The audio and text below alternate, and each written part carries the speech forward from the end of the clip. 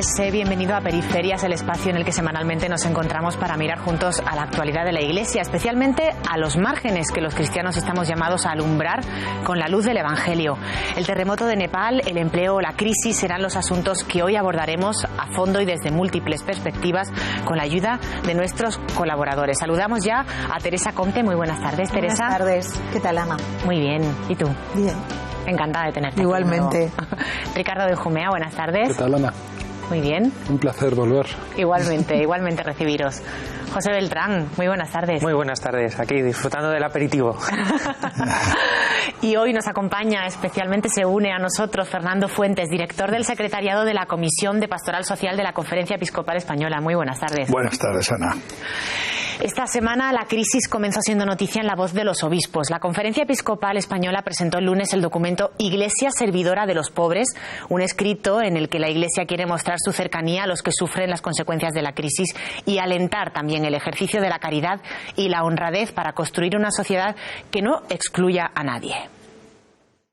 Con este documento, los obispos quieren compartir con los fieles y con los que deseen escuchar su voz su preocupación ante el sufrimiento generado por la crisis que afecta a España, donde la corrupción es tachada de pecado y de grave deformación del sistema político. Ojalá pudiésemos ya atajarlo lo antes posible. Y esto, si sigue así, pues el sistema político, uno se pone una gran interrogante, ¿verdad? Por eso decimos que es muy grave eso y es una grave deformación del sistema político. Tenemos que poner la transparencia y la honradez dentro del servidor de la sociedad y dentro del servidor de la Iglesia también, claro. Por otro lado, muestran su preocupación por los jóvenes parados, por los mayores de 50 años y por los inmigrantes, reclamando más ayudas a la Unión Europea.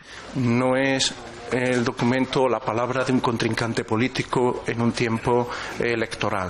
Es la voz de la Iglesia que quiere iluminar las conciencias. No solo hablan de una crisis económica, también social y moral que desemboca en el empobrecimiento espiritual. Y es necesario que se produzca una verdadera regeneración moral a nivel personal y social y como consecuencia un mayor aprecio por el bien común, que sea verdadero soporte para la solidaridad con los más pobres y favorezca la auténtica cohesión social. Por ello, los obispos piden cultivar una espiritualidad que impulse el compromiso social y piden a los responsables de los gobiernos nacional e internacionales que pongan en marcha acciones de tipo fiscal, de distribución de los bienes, supervisión de las instituciones bancarias y humanización del trabajo.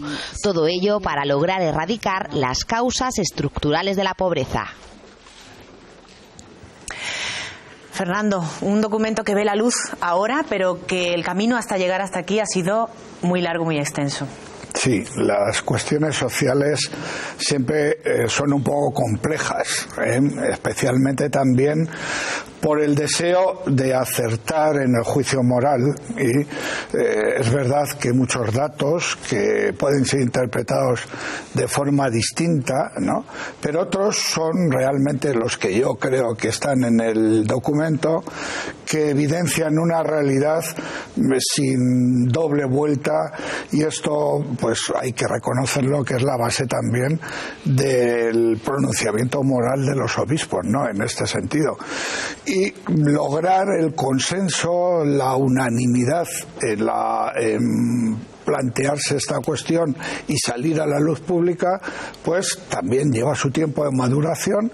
Y luego tenemos una ventaja, y es que los servicios técnicos, sociales, que están alrededor de la propia Iglesia institucional, hablo de Cáritas, Fundación Foesa, pues ayudan en cuanto a que proporcionan datos y elementos de juicio, ¿no? ¿Cómo ha sido, Fernando, la participación? Porque hemos visto algo, no estábamos acostumbrados a esta mecánica de trabajo. Hasta el último momento se estaba debatiendo este documento, presentando obispos, ¿no?, enmiendas, acentos o correcciones. Sí. Bueno, el propio sistema de trabajo hace que por la complejidad de los órganos de gobierno de la conferencia tengamos que intervenir en diversas fases. Es decir, primero hay un grupo técnico, la propia comisión, un grupo de obispos.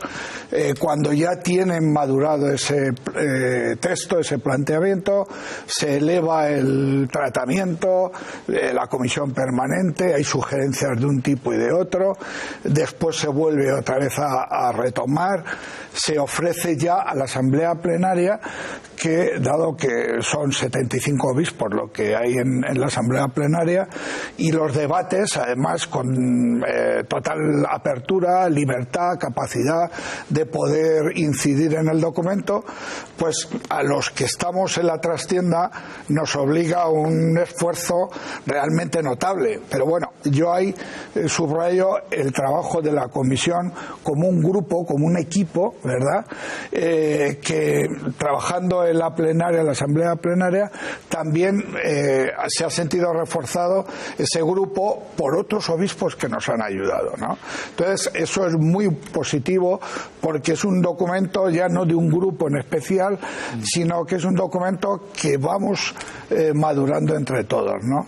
Los técnicos estamos ahí para ayudar, ¿no? Porque al fin y al cabo el último juicio es el que tiene que hacer toda la asamblea, y además es un documento que se vota y se evidencia lo que puede salir, no puede salir, lo que es mejorable, etcétera.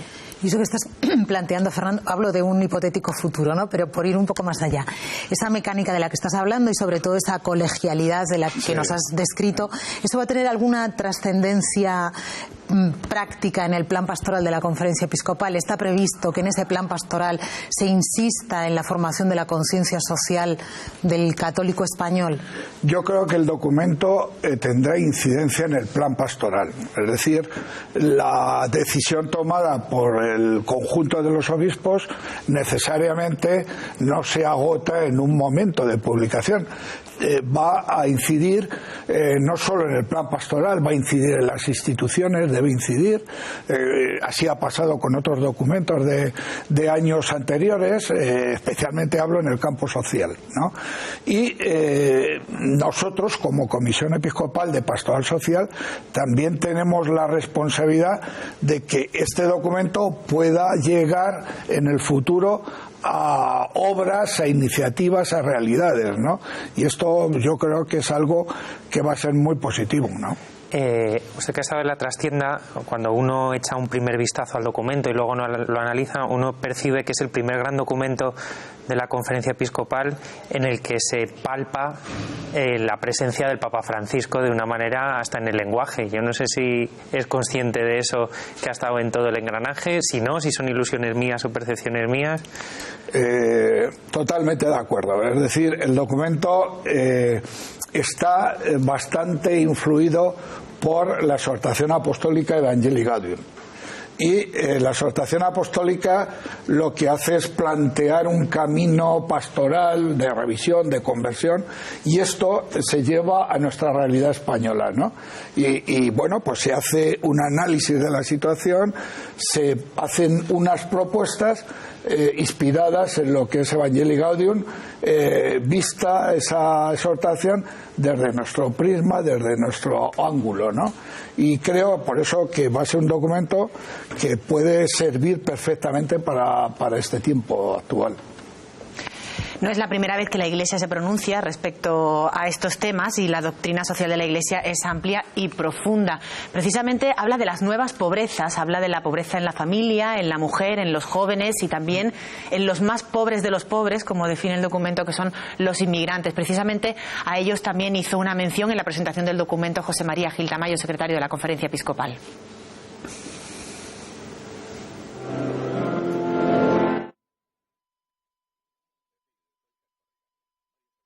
Pero hay más que pide la Iglesia, y esto la Unión Europea puede hacer como conjunto mucho más, y es políticas de ayuda al desarrollo, de ayuda a, a la normalización política en muchos países, para que no tengan sus habitantes que buscar mejores condiciones de vida fuera de sus fronteras. Un tema sin duda que está cada día de actualidad, lamentablemente, que hemos abordado muchas veces aquí en Periferias también y que el documento no podía dejar de lado, ¿verdad? Sí, de hecho, la Comisión Episcopal de Migraciones, que hace un seguimiento constante de estos temas y una denuncia también constante de esta situación, pues es una comisión que tiene mucha relación con nosotros, ¿no? Y hacemos programas juntos a través de Cáritas, esa unión, Justicia y Paz, Comisión de Migraciones, Cáritas, todo ello hace que esta preocupación la mantengamos siempre permanente en el actuar de la Conferencia Episcopal.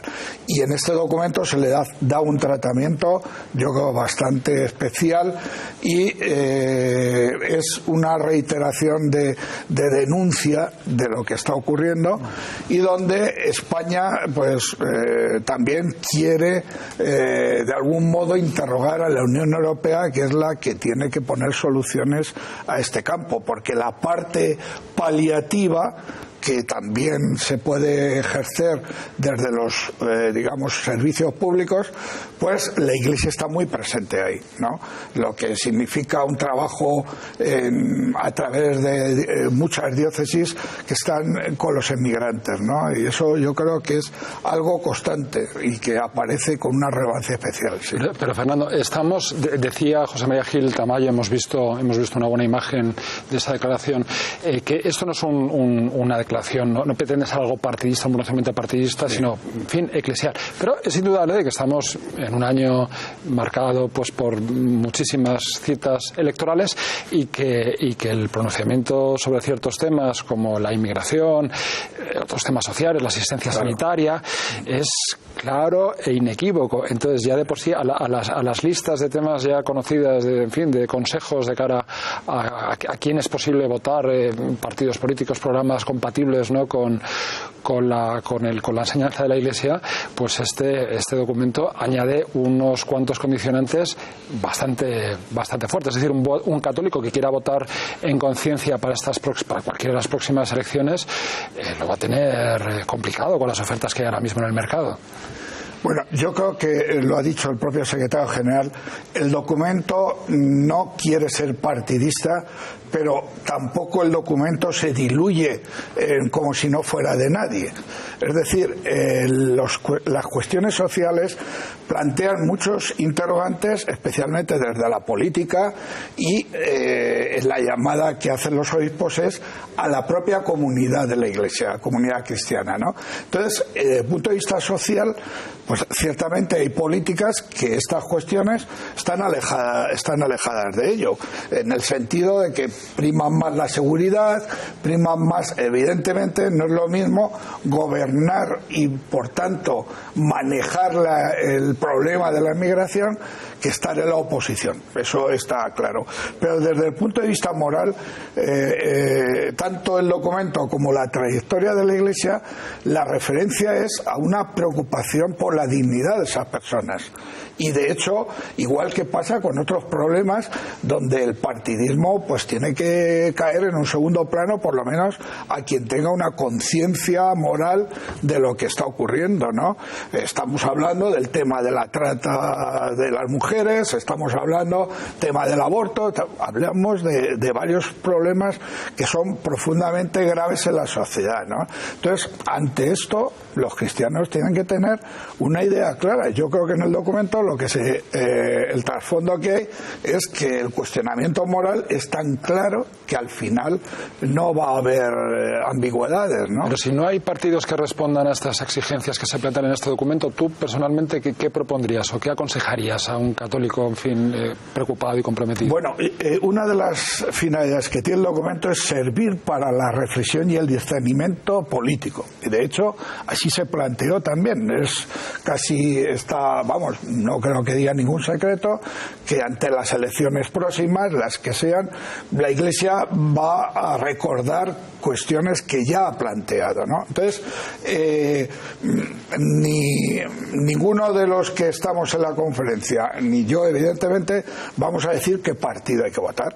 Lo que sí vamos a proponer, y esto es lo que aquí se explica claramente, es que hay una realidad ante la cual hay que posicionarse.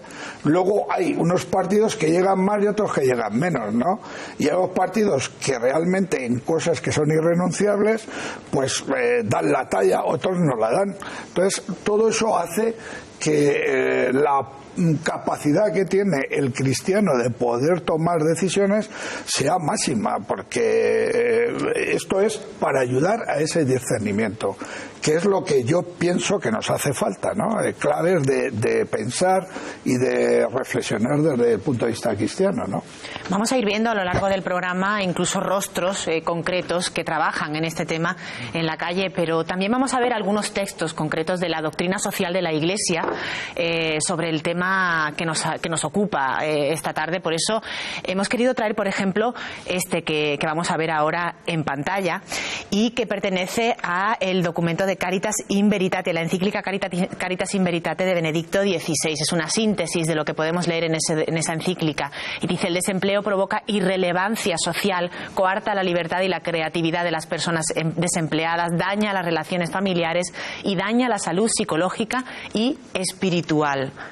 Son puntos que volvemos a leer de nuevo en este documento. Sí, ahí está. Cuando hablamos de los nuevos pobres, de la pobreza y de el fondo tan grandísimo que tiene esa situación de desempleo, por ejemplo, ¿no? Cuando afecta a una persona, ¿no? Cuando preguntamos a alguien, ¿tú qué eres?, ¿no? Le estamos preguntando por su profesión y, sin embargo, es como su identidad, ¿no? A lo que se dedica uno le aporta mucho más que simplemente el pan de cada día. De hecho, en el documento se quiere incidir en esta realidad que ya es tan conocida y tan resuena tanto como es el desempleo de los jóvenes, que en España es una cuestión gravísima comparada con lo que llaman los países del entorno, ¿verdad? Es gravísima, pero además se subraya otro aspecto, que es el desempleo de los mayores de 50 años, que es algo que está ocurriendo como consecuencia de la crisis, está dándose con una asiduidad que parece ya también que va a ser un punto grave. Es decir, solo estamos empezando a ver, pero al año que viene, al siguiente, ese grupo va a ser realmente castigado por la crisis, ¿no? Entonces, ahí lo que subraya el Papa Benedicto, y que en el documento se hace eco, es la irrelevancia de estas personas, ¿no? En el ámbito social se habla de los ninis, ¿verdad? Aquí se habla de esa irrelevancia en personas que con 50 años pueden quedar fuera de muchas decisiones de la vida social, ¿no? Y esto es grave, yo pienso, ¿no? Claro, pero frente a esa cultura del descarte, ¿no? Sí. ¿Cómo actúa la Iglesia más allá de lo paliativo, es decir, de un acompañamiento concreto? Es decir, habla en algún momento el texto de la necesidad y de la urgencia de una caridad profética, es decir, de ir más allá de sopesar una situación de pobreza de este mes o de echar una mano con la alimentación. El papel de Caritas ahí es clave en el proyecto de promoción y desarrollo, ¿no? Sí, lo que pasa es que el papel de Caritas es más bien es profético, significativo dentro de esta sociedad, pero como bien dice la doctrina social y el documento se refleja constantemente, es la sociedad, especialmente los que gestionan esa sociedad, que gestionan la política económica de esa sociedad, donde debe darse ese cambio de perspectiva, de poder dar cancha a que haya más empleo, a que se tomen decisiones, opciones respecto al empleo, porque ahora estamos viendo algunas medidas que se están tomando en el último momento con los autónomos, en diversos sectores. Esto, por ejemplo, para los jóvenes, por eso se habla del Pacto Social contra la Pobreza. Debía haber opciones que sean realmente radicales, con la cuestión del paro de los jóvenes, radicales, ¿no?, desde ese punto de vista.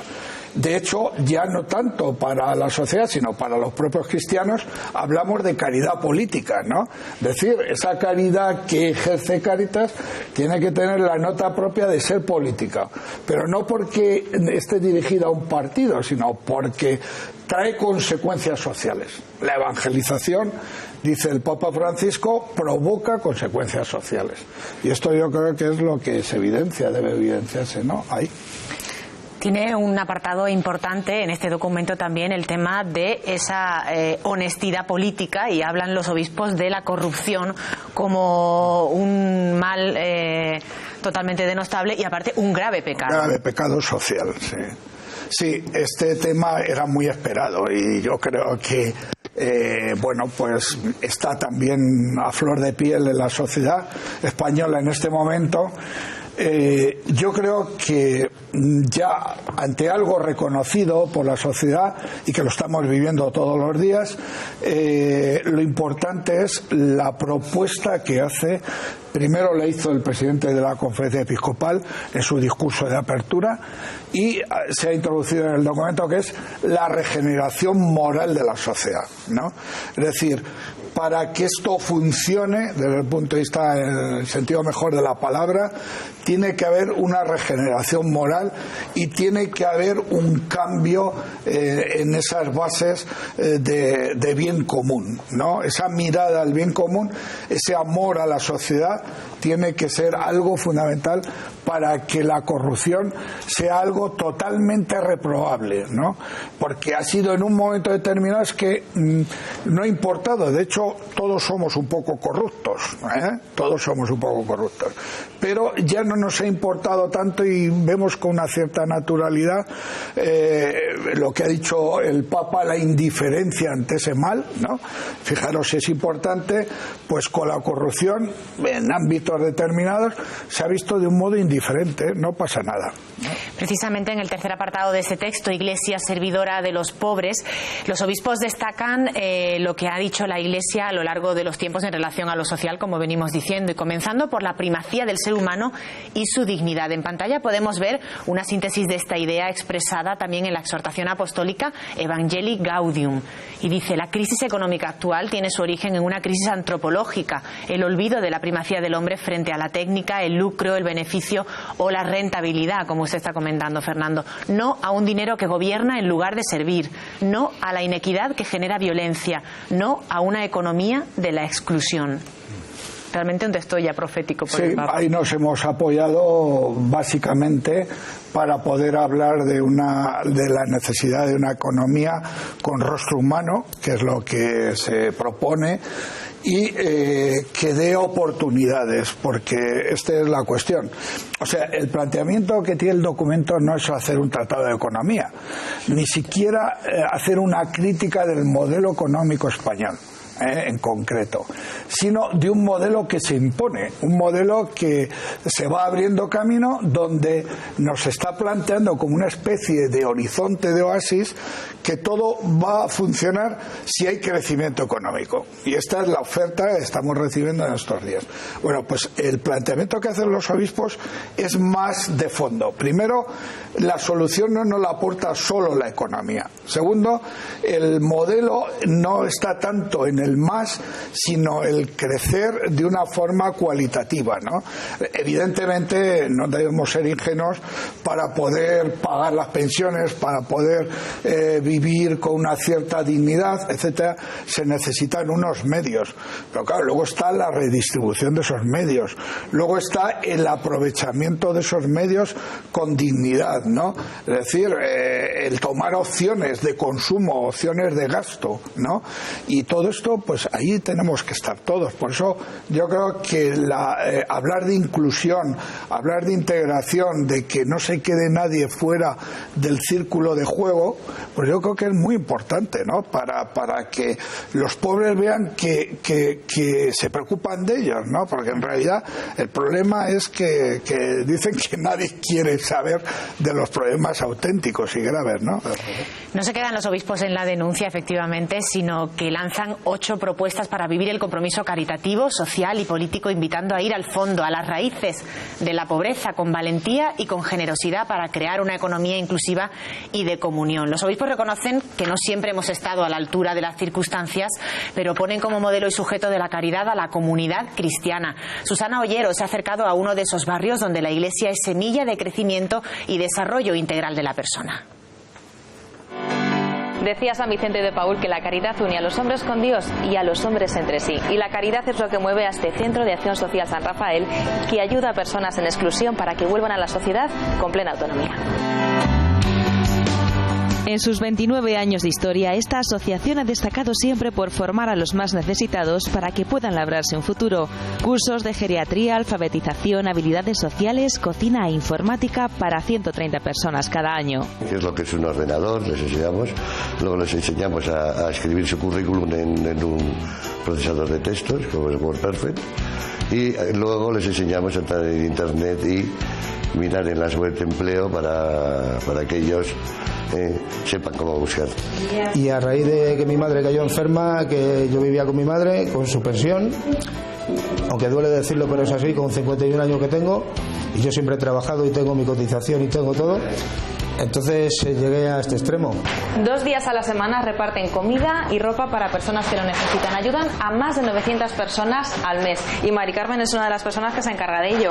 Mari Carmen, ¿en qué consiste tu trabajo? Mi trabajo consiste en ser voluntaria por las mañanas, trabajo un poquito por las tardes, vengo martes y jueves, una vez al mes voy al banco de alimentos a recoger alimentos. El Centro de San Rafael nació para atender a los gitanos del barrio de Peñagrande, pero con los años se ha adaptado a nuevas necesidades. Atención a inmigrantes, parados de larga duración o personas sin hogar. Así nació el piso de acogida para mujeres. María de Guinea Ecuatorial es una de las 10 habitantes de esa casa que ahora se ha convertido en su hogar. Yo estoy estudiando, estoy haciendo un curso el fin de semana de puericultora, que es de cuidado a personas mayores en una residencia. Para salir de la exclusión social es importante que las personas que lo necesitan también tengan cambios internos, y para eso la atención psicológica es fundamental. Vicky es la psicóloga de este centro. Vicky, ¿cuál es tu trabajo diario aquí en San Rafael? Atender a las personas que llegan con problemas de necesidades básicas. Estamos en un momento muy duro donde las personas han perdido todo lo material. Con una plantilla de 8 trabajadores, la labor diaria sale adelante gracias también a la colaboración de 30 voluntarios que ofrecen sus conocimientos y su tiempo sin pedir nada a cambio. Al frente de toda la maquinaria de este centro se encuentra Sor Concepción López, hija de la Caridad. Pues si no fuera por ellos no hacíamos ni la mitad de las cosas. Mira, aquí en el ropero hay como 7. Que se ve así muy bonito colocado, como si estuviera en el Corte Inglés, que es el Corte Inglés de San Rafael, pero que viene la ropa algunas veces deteriorada, otras veces bien, la tienen que clasificar, la tienen que ordenar, luego la tienen que repartir. José y Katy son los 2 abogados de San Rafael. Ellos trabajan como si fuera un bufete de abogados normal de la Comunidad de Madrid. Katy en concreto lleva todo lo que es el trámite de la documentación de extranjería. Katy, llevas 9 años trabajando en esta asociación. ¿Cómo ha cambiado el perfil de las personas que vienen a pedirte ayuda? Pues al principio la mayor parte de las personas que se atendían eran recién llegadas del país de origen, con lo cual su situación administrativa en el 90% de los casos era irregular. Y cada vez vienen más personas que ya tenían una situación totalmente arreglada y normalizada en nuestro país y que por motivos económicos sobre todo pues han devenido otra vez en irregularidad documental. Las subvenciones son la principal fuente de financiación del Centro de Acción Social San Rafael. Un respiro para 2.000 personas que cada año acuden a sus puertas en busca de ayuda. Una ayuda que San Rafael seguirá dando por muchos años. Bueno, todo esto que estamos aquí hablando en esta mesa, todo eso que los obispos han plasmado en ese documento, pero en carne y hueso, ¿eh? Sí, sí, evidentemente. Lo que pasa es que, fíjate, yo te estaba oyendo antes acerca del modelo. Yo creo que el documento sí plantea algo que a los católicos, sin embargo, en general cuesta mucho, a algunos les cuesta mucho aceptar, ¿no? La realidad en la que estamos es fruto de decisiones económicas, es fruto de una política económica, es fruto de una mentalidad económica. No estamos aquí porque resulta que esto sea inevitable, sino porque hay un modelo que que tú planteabas y que yo creo que es bueno también que lo digamos en esa línea, deduzco de ahí, de lo que planteáis, que en el diagnóstico está eso, ¿no? Sí. La aceptación de que hay un modelo que se impone. Pero el problema es, y también con estas imágenes que veíamos, ¿no? Sin quitarles ningún mérito, por favor, pero ¿dónde está la alternativa?